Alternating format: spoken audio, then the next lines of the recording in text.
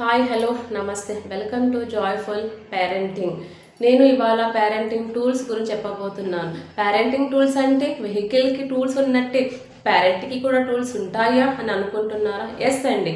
వెహికల్లో మనం కూర్చున్నప్పుడు మనము ఎంత సేఫ్టీగా మన డెస్టినేషన్ రీచ్ అవ్వాలని అనుకుంటామో, జాయ్ఫుల్ పేరెంటింగ్ అనే వెహికల్లో కూడా పిల్లలు కూర్చున్నప్పుడు వాళ్ళు సేఫ్గా మా పేరెంట్స్ ఉన్నారు అని చెప్పేసి వాళ్ళు అనుకోవాలి.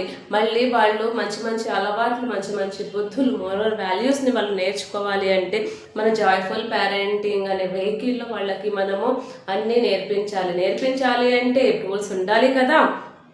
ఆ టూల్స్ ఏంటో తెలుసా? పిల్లలకు మనము మొబైల్ ఫోన్ ఇచ్చేసి ఆడుకున్నానా, మమ్మల్ని సతాయించకు, ఒక గంట అక్కడ కూర్చో అని అంటాం కదా.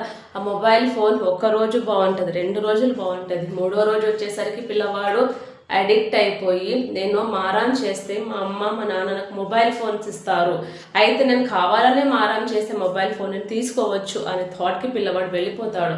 అందుకోసం అని చెప్పేసి ఇన్స్టెడ్ ఆఫ్ మొబైల్కి బదులుగా మనం ఏం చేయాలంటే, మనకు ఎంత బిజీ షెడ్యూల్ ఉన్నా సరే పిల్లలతో ఒక 10-15 నిమిషాలు మనం స్పెండ్ చేయాలి.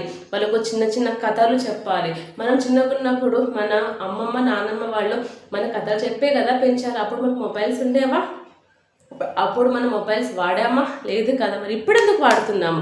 పిల్లలకి చిన్న చిన్న కథలు చెప్పడము, మళ్ళీ ఏమో పిక్చర్స్ చూపించడం. పిక్చర్ చూసి ఈ పిక్చర్ హ్యాపీగా ఉందా, సాడ్గా ఉందా, మళ్ళీ వీళ్ళు ఏం పని చేస్తున్నారు, వీళ్ళు ఎక్కడికి వెళ్తున్నారు, అలాంటి పిక్చర్లు చెప్పడము. మళ్ళీ మూమెంట్స్, చేతి మూమెంట్, పిల్లవాడికి హగ్ ఇవ్వడం అంటే ఎలా, ముద్దు పెట్టడం అంటే ఎలా, అన్నం తినిపించడం అంటే ఎలా, ఇలాంటి టూల్స్ అన్నీ ఉపయోగించి పిల్లవాడికి మనము రేపటి తరాన్ని తయారు చేయాలి. Thank you.